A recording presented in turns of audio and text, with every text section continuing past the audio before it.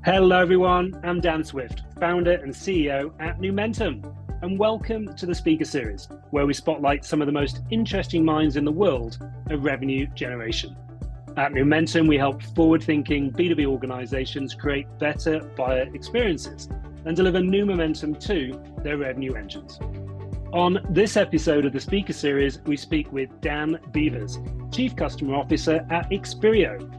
We had a really powerful conversation about the enrichment of traveling, building friendships around common purpose, creating your own destiny, and bringing humanity back to the table.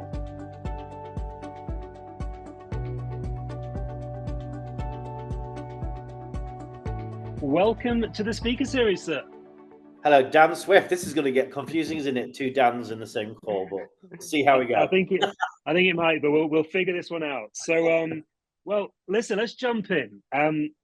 You're the Chief Customer Officer at Expereo. So, for our listeners, in your own words, can you share just a little bit about Expereo, and then also, as the Chief Customer Officer, tell us a little bit about your role. Yeah, sure. So, I've been Expereo for 2 years. The reason I joined Expereo was I think it's a great innovative technology company that is here to connect people around the world. So we support enterprise and wholesale customers with their connectivity and technology needs. We're very agile, we're very flexible. We support international businesses from a variety of different industries and a variety of different locations around the world. And we're here to basically provide that connectivity lifeblood that helps them to perform their business needs. And I believe the way Expereo is investing in people, process, and customers, it was a no-brainer in joining 2 years ago, and great to be part of that journey. And my role as Chief Customer Officer is to focus on how do we acquire and win new customers, but also love and retain the ones that we have. And we have teams set up in each region, so from EMEA, Americas, and APAC in enterprise. And then we also have a global wholesale team that I'm responsible for driving customer satisfaction, customer revenue, and winning and retaining our customer base. I love the connectivity lifeblood. I like that one. So prior to Expereo, so you spent 22 years with Vodafone, right? And yeah. During your tenure there, you traveled all over the world, and you were living and working in, if I get this right, Hong Kong, Sydney, Singapore, and I think you're based in London now, right? Yes, that's right. Yes, yeah.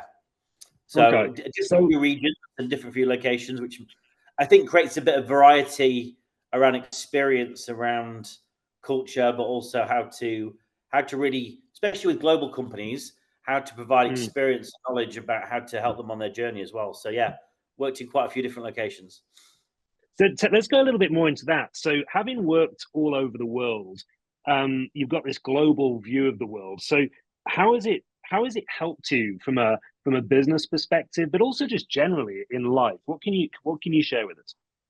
I think the biggest thing with customers is being able to talk with experience and knowledge of different facets, especially when you work in an international community. There's so many people that have lived in places like Hong Kong or Singapore or Sydney.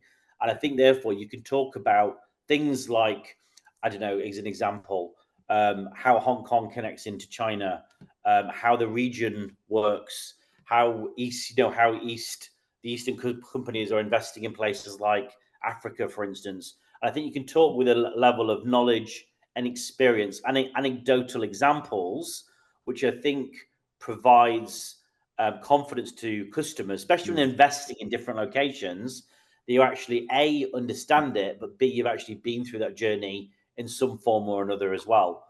I also think from a personal perspective, it just gives you a bit more color on how to appreciate different things, from cultural nuances, how to engage in different ways, but also the common thread that all brings us all together as well is not that different, but it's just a nuance and a color. I think it just gives you that kind of extra experience. And also, when you live in one country, you can get quite incubated into a certain way of thinking. I remember moving to Australia, where you think, everyone looks the same, they sound the same, they speak the same language, but then you realize a few inflections of your voice or a sentence means something entirely different. So a culture may look the same and sound the same, doesn't necessarily mean it is. So I think it's just a richness of life, and I'd never regret traveling and moving to other countries. My only probably, if I went back in time, I'd have probably done it at a younger age rather than at 32. I think I would probably like to have taken that leap earlier on, because I really enjoyed the experience and what kind of enrichment it brought to my life. Yeah, so I did take that leap earlier. So I did a similar trip as you did, but mine was a trip. Yours was an experience living in these places. Very different, right? Where you live and work somewhere versus where you kind of pop in and say hello and disappear. But I didn't have the experience that you had when you did it, right? So very different for both of us. But I want to take you. Maybe it's one of the moments you had when you were overseas or since. But many of our guests can pinpoint either a single moment or maybe a couple of moments in their careers that have been pivotal for them, either business or personal. What do you have those moments that you reflect on and see them as pivotal? Yeah, I think Hong Kong, probably living there, my first time, so I lived there twice. The first time I moved there was a very pivotal moment. I made a very personal thing, is I probably made some of my best friends for life that I'm still very, very close to. And I think it's because we all share the same common purpose, but also a common mentality. So we all moved there for work. We all had the tenacity or braveness to go and live there, work in an international company. I think it created a level of common thread of people that are very similar minded, but also very different backgrounds. People who lived in Hong Kong, people from China, people from Australia, New Zealand, Australia, Germany. So I've got a very international group of friends that I think shaped my thinking a lot more around how I thought about life, but also I probably became the most confident me through that osmosis of relationships I had in Hong Kong. So I think on a personal level and a professional level, it created another level of confidence in me by challenging myself in moving there, but also surrounding myself with a bunch of people from very different backgrounds and different experiences, politically, religious wise, other aspects that were very different. But I think for me personally, it made me more rounded in myself. And also from a work perspective, I think I gained a lot of confidence and maturity in how to deal with things like ambiguity or changes to life that you probably don't deal with if you're stuck in the same town. Or there's nothing wrong with that, by the way, if that's what your life's about. But I think for me personally, it just created another level of foundation that made me, I think, my true self. I think that made me a lot more confident.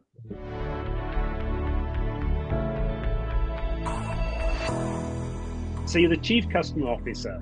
What does a typical day look like for you? And we love details. So if there's any particular routines that you have, or any things that you just have to do to start your day, can talk me through your typical day. Yeah, well, I firstly have about 4 cups of coffee, I think, first thing. If I'm, because I travel a lot as well. So if I'm at home, it'd be out with the dogs. Got 2 cockapoos, so I'll be out there taking them for a walk. Probably looking at emails, probably trying not to kill the dogs as I'm walking them, as I'm looking at my emails on my phone. I'd like to say I'm one of these people that, do a Zen thing and do some yoga, but literally when I get up, it's coffee, walk the dogs, on my email and seeing what's happened overnight, working in an international company. And then if I get a chance before my first calls, is to ring a couple of members of the team just to see what's going on in their world. I always think it's good to get a perspective of how people are feeling, but also what's going on their day that may shape how I start the day off. I have a habit in my diary of overcommitting, which Chelsea, my lovely helper, tries to not happen. So some mornings it can be very hectic with meeting after meeting, but I always try within the day that, and it generally happens that I've at least got 2 or 3 customer or partner engagements. I would go stir crazy if all my meetings in a day were very internalized. I wouldn't survive very well. So a lot of my time, I like to be front of foot. And with it being in a medium-sized organization, we haven't got a lot of hierarchy, it enables you to go and be very engaged with customers and partners without getting too lost in the internalization of a company. And that's what I really like about Expereo. So a lot of my day will be with customers. I know just before this, I was with a client just as I came on this call. And I like being with the team, and I like being with the clients. And where I can, I'll generate my diary towards that. Again, being deadly honest, do I sit down for an hour's lunch and, read a magazine? No, I don't. It's probably 10 minutes with a sandwich and straight on to another call. But that's my style. I like to be busy. I like to be on it. And then because I've got the Americas, they come on in the afternoon, Asia in the morning, then Europe in the middle of the day. So it makes for a very variety and unexpected day most days. And I would say no day is like the same, because you never know what you're going to wake up to or come to. But that's what I like, and that's what I thrive from. I love that. And clearly, you know what works for you. So, how do you stop getting pulled though into in different directions, but into things that maybe are not priorities? Like, how do you stay focused on the things that just have to get done and not let other things pull you in? It's a very good question, and I can give you an exact example of that just a few days ago, which I kind of forgot about recently, but how important it is to keep priority. So, I've worked for Ben Elms for 14, 15 years. The best thing we always do is when there's a lot going on, it's like, oh, where do we focus and how do we make sure we don't get lost in the noise? Is both of us get in a room and whiteboard. I know it might sound very simple and very basic, not very technological, but actually writing down what are the things we need to do. Is that really important? Do we have to do it, or should somebody else with a domain expertise should be doing it? When should it be done? Does it impact our customers? Does it impact the bottom line? Does it impact the priorities of the business? And how do we create that chaos off the board and create a plan? So for me, having someone like Ben in a room or somebody else like that, just to storyboard out what are the priorities and what are the things that are concerning us or worrying us that we need to kind of either change, modify, and just getting it all out there as a bit of a spaghetti junction, and then getting that chaos and how do you structure it into order. And I think having someone to do that with, taking you out of your own internal head and doing that with someone you can be honest with and vulnerable, where you can just talk about it and storyboard it and move that forward into some structure, and then keeping to that structure and commitment, and having somebody else like Victoria in the HR team right now, she's putting a monthly call in around those activities to hold me account almost as my conscience.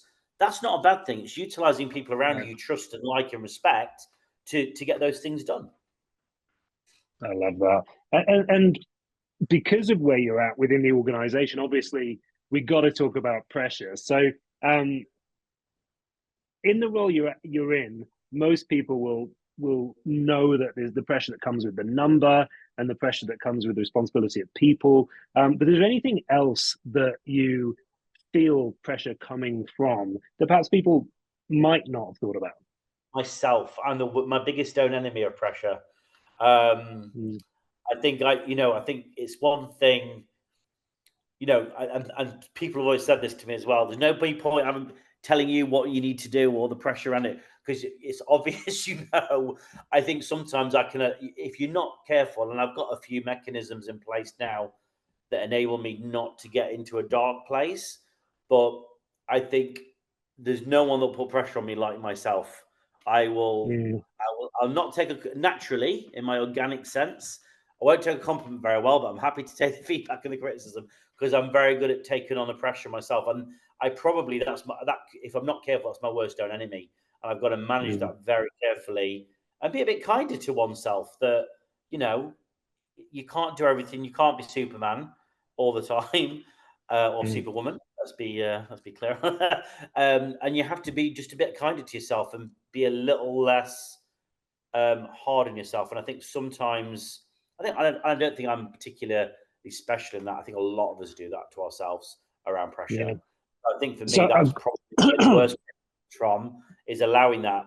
And what is my biggest mechanism to manage it? Not particularly brain surgery, but it's talking about it and not allowing that pressure, your own internal pressure you put on yourself, to become that kind of devil on the shoulder, but actually talking about it with other people. Because as soon as you talk about it, those kind of niggles in your head or those fears about insecurity or the imposter syndrome, it kind of filters away because you're talking to someone who brings a bit of balance and a bit of perspective to the situation. So I think as soon as you feel those triggers now, my personal thing is to find someone I trust that I can be vulnerable on myself with and share how I'm feeling to allow me to alleviate the pressure from myself, if it makes sense. It really does. And you've got something in your profile about mental health and how you're an advocate for mental health. And it's so important now. And I think a lot of people get to the level that we're at within organizations and don't look out for themselves enough. So what if anything, you talked about mechanisms, you talked about talking about things. Do you have anything else that you can share with people that would be helpful for them? Yeah, one thing I do like to do, it's a very simple, and it's just, I like structure where I can help myself, is thinking about, I sit back and I look at my role and thinking, what should I be spending my time doing? Mm-hmm. And I call it red, blue, and black. So red is your kind of the internal stuff you have to do, the finance meetings, the trading calls. The blue is like your customer and people bit. And then the black is the strategic and planning time. And I think often what happens is the reason with like mental health or issues for work or stress is you end up spending too much time in the red and the blue. And especially as a senior leader, there's not enough time in the black. And I think naturally, when you've been, I'm from a working class background where I've been a worker bee for a long time, you feel very comfortable in the red and blue because you feel that's what you should be doing. You need to be seen, you need to be present, you need to be looking busy.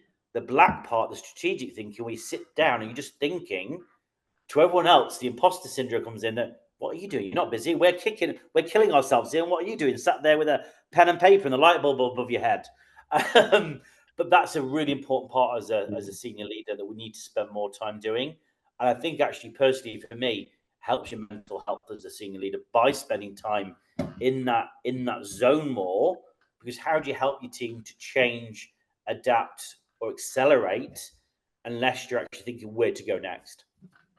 So good. Do you even go as far as color coding things in your calendar to see how you're spending? You do that as well, do you? No, but yeah, no, I do color code. I do, but I think the other bit is mental health is really important. I'll never be claimed to be a therapist. I'm not, and neither should leaders ever try to do it with their team. But I'm a massive believer in it. I've never had a mental breakdown or anything at all. However, I have been to therapy before, and the reason I'm saying that is a lot of people don't admit that, Dan, and I wanted to say it out publicly that I have been, and I will probably go again, and that is good, and it's okay. I think most people should probably do it at some point in our lives. We are battered and bruised with all things in our lives, and it's never a bad thing to get support from a professional, be somebody who has no bias in your life whatsoever, which everyone else does, who can maybe help you structure your thoughts and give you tools to be a better version of you. And I'm saying that out loud because I was purposely wanted to say it on the call today because I don't think enough leaders volunteer that they've done that. And I think it's important that more people speak out and up about going to therapy because we need to get rid of that taboo that it's a challenge. Yep. So I wanted to put it on a record today that I've done it and probably will do it again. I love you for saying that, man, because I've done it as well. 20 years of therapy, still going. It's me time. It's the best part of the week. It's I love it. Good for you.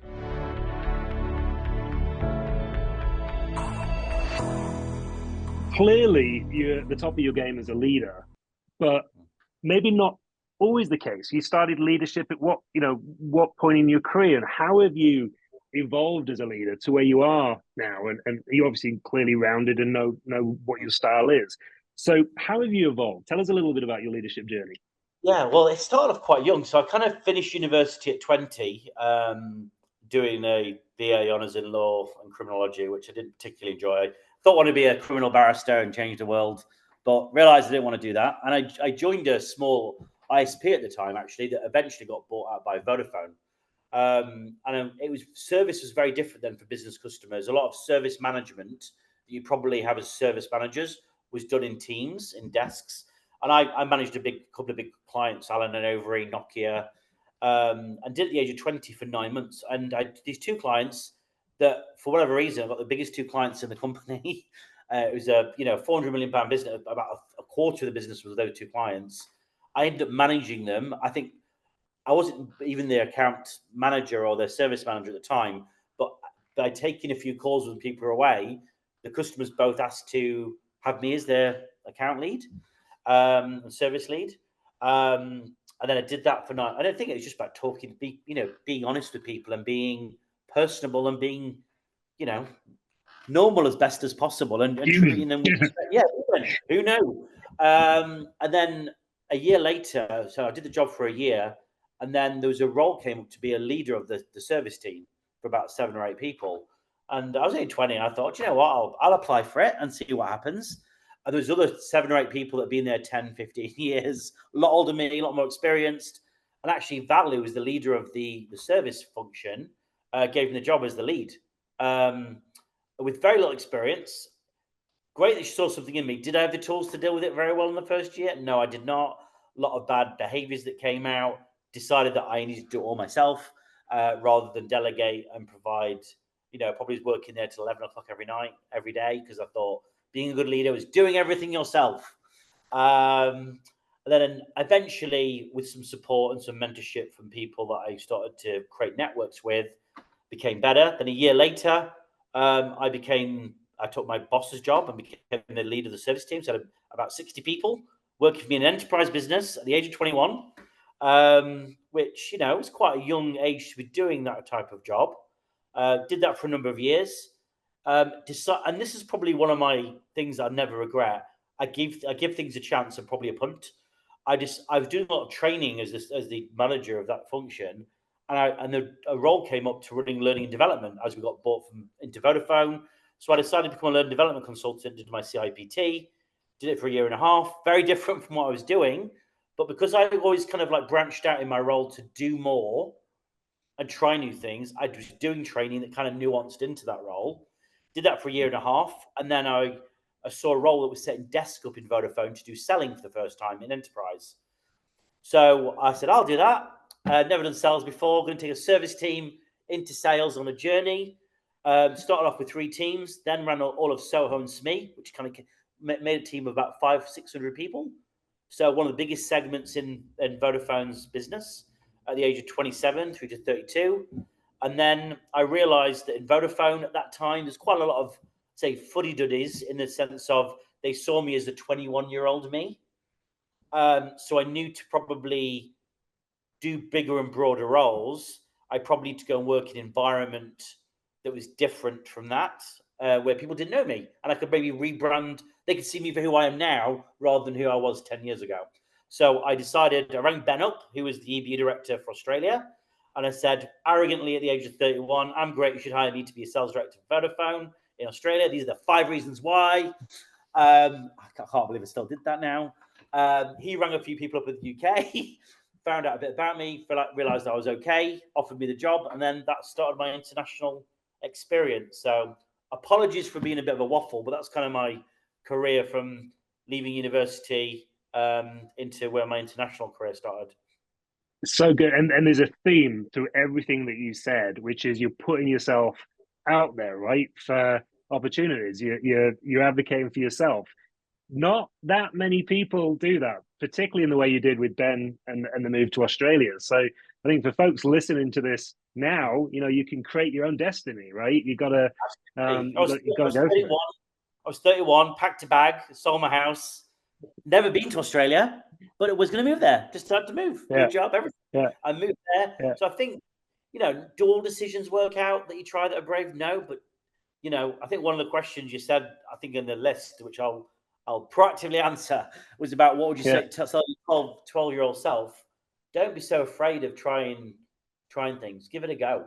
What's the worst that can happen? You'll make a few mistakes, but of all the brave decisions I've made, I've got less regrets than I've by far hardly any regrets from most of those decisions. I'm happy I made them. I'm glad how it enriched my experience personally and professionally.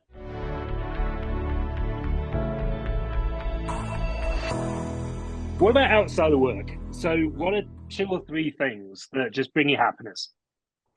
And my dogs, got 2 dogs, Charlie and Roller, 2 cockapoos. Might sound weird, but I think if anyone, for mental health purposes, having a pet, especially lovable dogs that have got no bias, is some of the best things you can ever have in life. I genuinely believe that.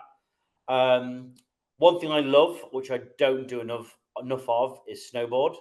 I did it a little bit this year, but I find peace on the mountains. I'm not very good on a beach, laying there. That's when my inner demons will come out and get me. I'm better off doing things. That's another therapy conversation alone, isn't it? I'm better off. I love being on the I love being on the mountains doing things. I think it's because you can go out with your friends. It's quite interactive. You get to have fun. You're doing something that feels that you're achieving something. And probably last in my family, I'm one of 12 kids. So I've got 7 brothers and 4 sisters. So part of a big family. Sometimes it feels like the Waltons. Other times it feels like Game of Thrones. But it does bring a lot of experience and a lot of colour and richness to your life, having a big family. I probably should have said the Game of Thrones things in my family watch this on LinkedIn. But They are going to watch this as well, so that's going to give them some fun.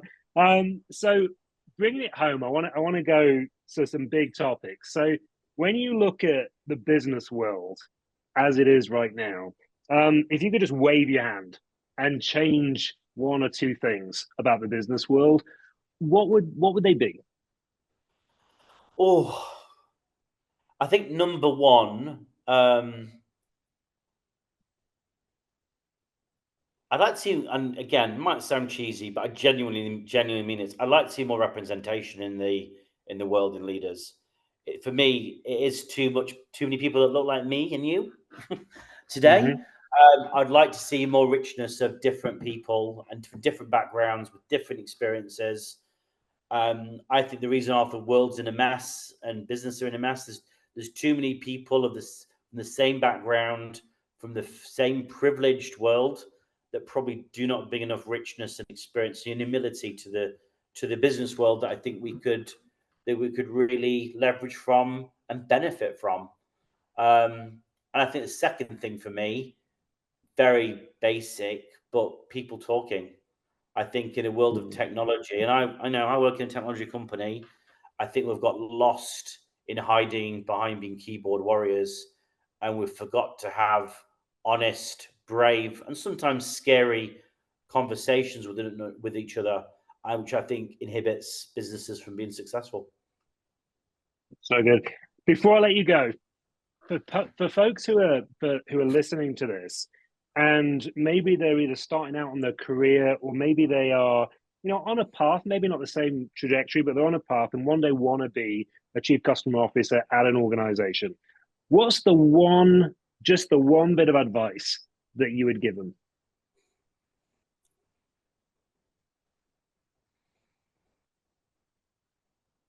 Be yourself. Don't change for anyone. And be any leadership role. I firmly believe you've got to understand people, and you've got to get people, and you've got to have ideally high EQ, where you get a sense and feel from just looking at someone what's going on in their head. I think just being genuinely yourself, but also being human. Work can sometimes strip off humanity where you're not careful. You've got to bring that back to the table. You've got to be true, authentic, humble, and just a normal human being that people can connect with and want to engage with and want to be around. I really would say it's that, if I'm being honest. Love it. So good. Well, Dan, we've got to wrap it up, my friend, but thank you so much for joining us today. I really, really appreciate it. Thanks, Dan.